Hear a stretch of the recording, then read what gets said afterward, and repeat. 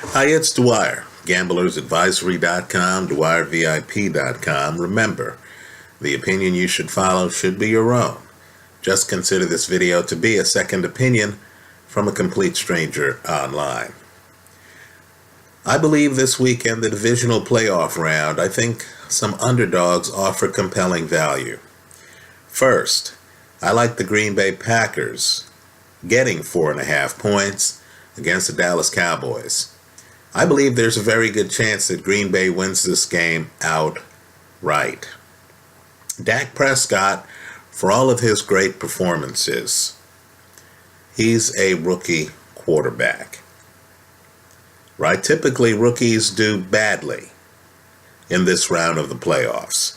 Even the ones that have won games here don't have great numbers. Only Russell Wilson had great numbers in this round of the playoff when he was a rookie, and I believe he lost that game to the Atlanta Falcons years ago.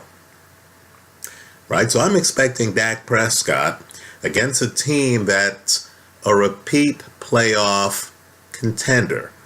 Right? Green Bay was in the playoffs just last year. I'm expecting Dak Prescott to see things that he hasn't seen before on film. Right? I think he's going to be confused. I don't believe that Dallas's defense is as good as Pro Football Focus believes they are. Right? Nor do I feel that Dak's ready for this game. I like Green Bay getting 4.5 points. Another underdog I like are the Pittsburgh Steelers getting 1.5 points at Kansas City. Right? To be blunt, the Steeler defense over the last month has been playing some great football. In my opinion, the Steelers just have more talent than the Kansas City Chiefs. Now, they're going to be on the road. Right? KC has a nice home field advantage, and you're going to hear a lot about Andy Reid after a bye week, right? And KC didn't have to play last week, having a great record. The thing with the Steelers, though, is you can know what they're going to do and still lose miserably to them.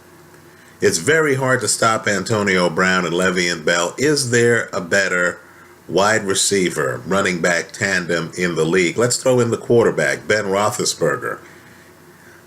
Is there a better trio in this league right now? I would argue that there is not, and I would include Dak Prescott, who's still a rookie. He's not a Super Bowl winner like Big Ben, right, who's won multiple Super Bowls, right? I would throw in Prescott, Ezekiel Elliott, and Dez Bryant. Not even they compare to this Pittsburgh trio. Also, KC, to me, has a problem offensively. They're not offensively blessed. I don't like the idea of depending on turnovers or special teams plays. I like Pittsburgh getting 1.5 points. Now, let's go one step further. The next pick is going to be controversial. You're getting better than 2 touchdowns with the Houston Texans. Right? Houston plus 15. I like Houston, plus 15, over the New England Patriots in New England. Houston's defense is playing great football, folks. Jadeveon Clowney is coming into his own. Houston has an excellent running back, Lamar Miller.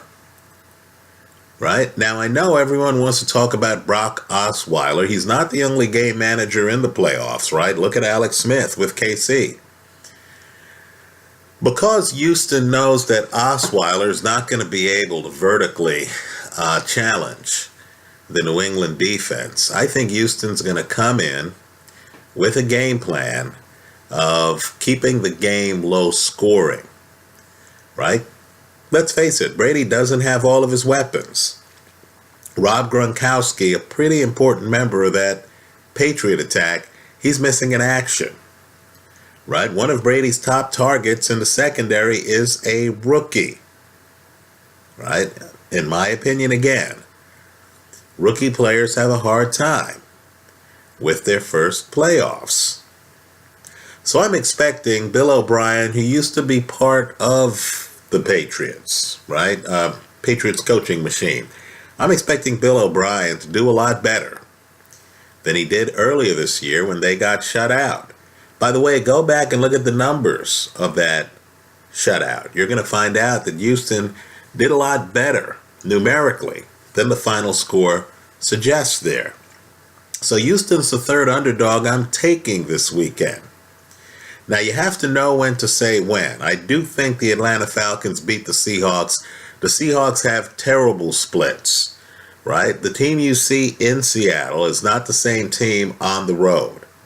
The other problem I have is that Atlanta is offensively blessed. They're a vertical team. And Seattle's without Earl Thomas, right? Finally, I believe the Atlanta Falcons won't have motivational problems this week because they feel that they were robbed in their earlier game against Seattle.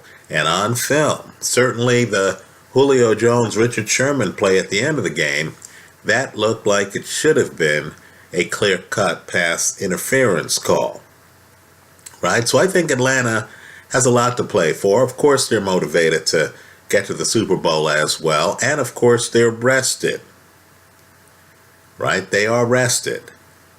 I like Atlanta over Seattle, but I'm not going to fool around with the point spread, which I think is a little bit too rich, right? Right now it's 4.5. Instead, if I were to bet on this game, I would take Atlanta on a money line. That's how I see it. Let me hear from you. Hope you leave your comments in the comment section to this video. Good luck.